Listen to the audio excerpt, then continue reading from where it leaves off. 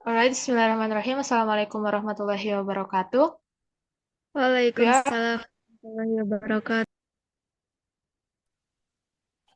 alright. We are from Group 7. We are presentation about reporting an article on data analysis steps using Van Leeuwen approach. And there are four members from our group. There are Suci Maulani, Indriani Putri, and Ria Siti Maisaro, and Naila Nur Hidayat. So the first material will be delivered by Suci Maulani. Please. All right, thank you, Naila, for giving me the time to convey the material.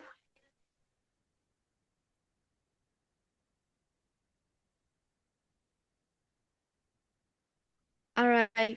The introduction about this presentation is the research article we use as a reference is titled Application of Theo van Leeuwen's Critical Discourse Analysis in Independent6.com News on the dissolution of BSNP.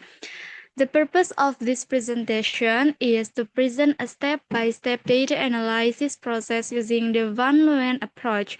This approach is significant in analyzing how social actors are represented in text and how language structure reflect power relations and ideologies. An overview of Van Leeuwen approach is Theo van Leeuwen's model can be used to see how social events and actors are displayed and how a group that doesn't have access becomes a centrally marginalized party. The data were analyzed using Theo van Leeuwen's strategies, namely exclusion and inclusion.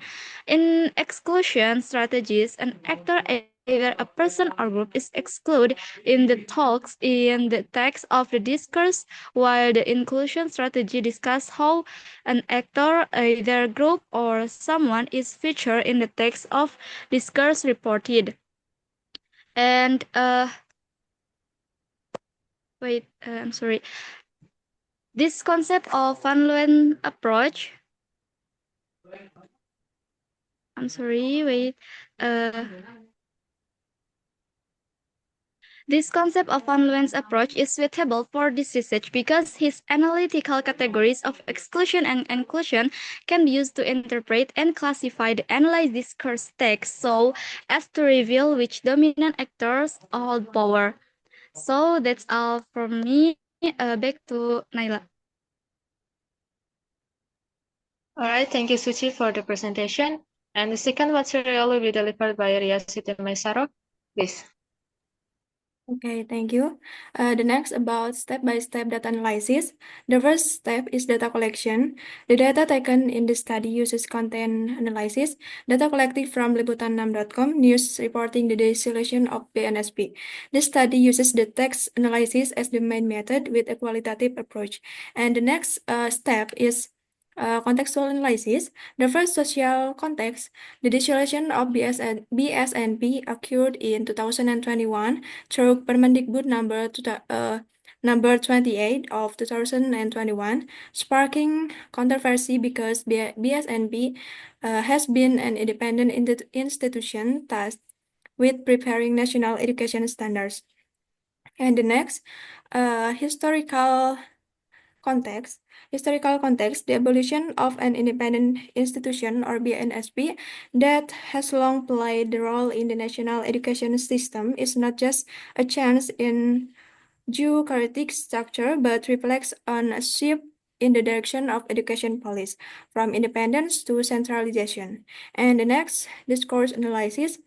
In Liputan6.com, news about the dissolution of BSNP, the discourse structure used tends to be argumentative.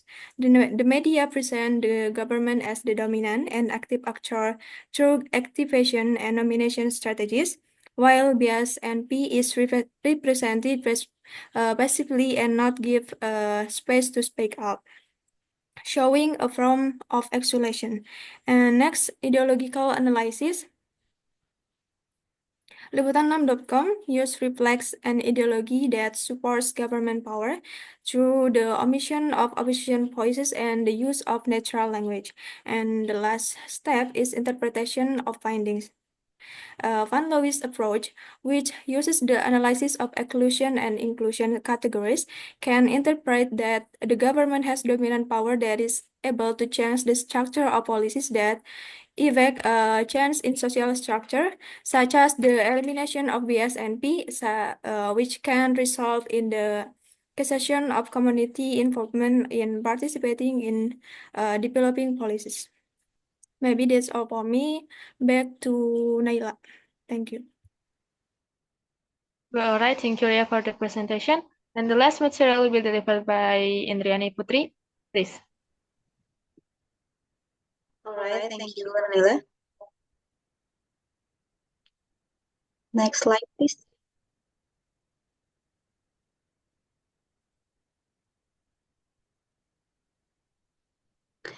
Okay, examples from the article. Using the Van Leeuwen approach, there is two strategies to analyze the discourse. The first is exclusion and the second is inclusion. In exclusion, is divided into three categories. The first is passivation, the second is normalization, and the third is sentence clause replacement. In passivation, the focus is on the object, not the actor. So the active sentence is changed into passive form. For example, in the active sentence, masyarakat menilai kebijakan itu bisa berdampak buruk pada kualitas pendidikan di Indonesia. Masyarakat here as a vector and kebijakan is an object. In passive form, the actor is eliminated, so the focus is on the kebijakan or the object. The second is nominalization. In nominalization, the focus is on the event, not the verb or the action. So the verb is changed into noun. For example, in the verbal sentence, there is verb membubarkan. In the verb, of course, the focus is on the actor who do the action, while in nominalization, the focus is on the event. So membubarkan is changed into a noun, which is pembubaran. Pembubaran is an event. And the third is sentence clause replacement. The category of exclusion strategy by using sentence clause can be done to replace the subject or the actor. For example, in the sentence clause, BSMP juga menetapkan standar tenaga kependidikan untuk memastikan bahwa guru-guru yang mengajar di kelas berkualitas dan kompeten.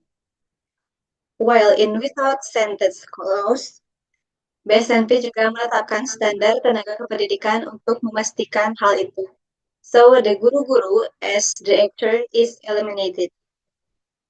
And the second strategy is inclusion.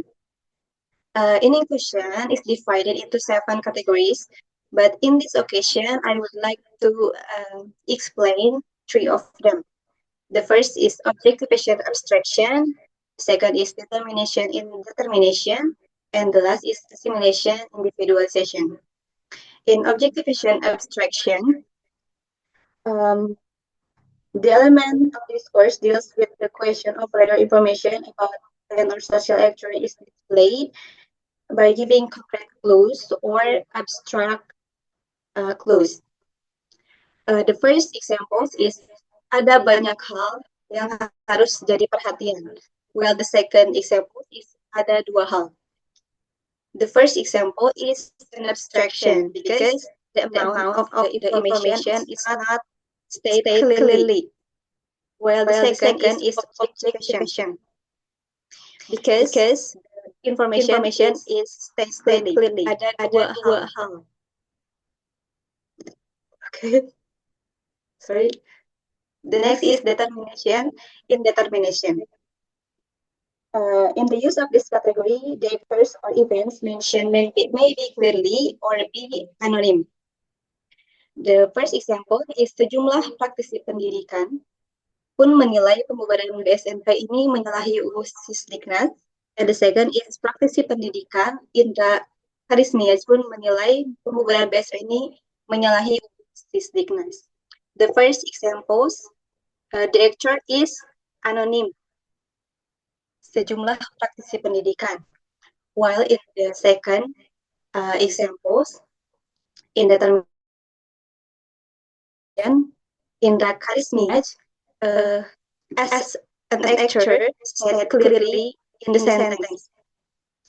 And the last is assimilation and individualization. We can say that in individualization, the actor is an individual or personal, while assimilation is in the name of a community. For example, in individualization, bekas anggota BSNP Doni Kusuma mengatakan bla bla bla. And the second is assimilation. Bekas anggota BSNP mengatakan. So in the assimilation, the actor is not an individual or personal. That's all from me. Thank you. Back to the moderator. All right, thank you, Indriani Putri, and all the presenter. And the last is conclusion. The use of Van Leeuwen approach with the analysis of exclusion and inclusion categories in this article can reveal the opposition of a dominant and controlling group and a group that is in a low position and tends to be marginalized. The use of Van Leeuwen's analysis can be a search of references to facilitate further research. And that's all from our group. Thank you. Wassalamualaikum warahmatullahi wabarakatuh. Waalaikumsalam warahmatullahi wabarakatuh.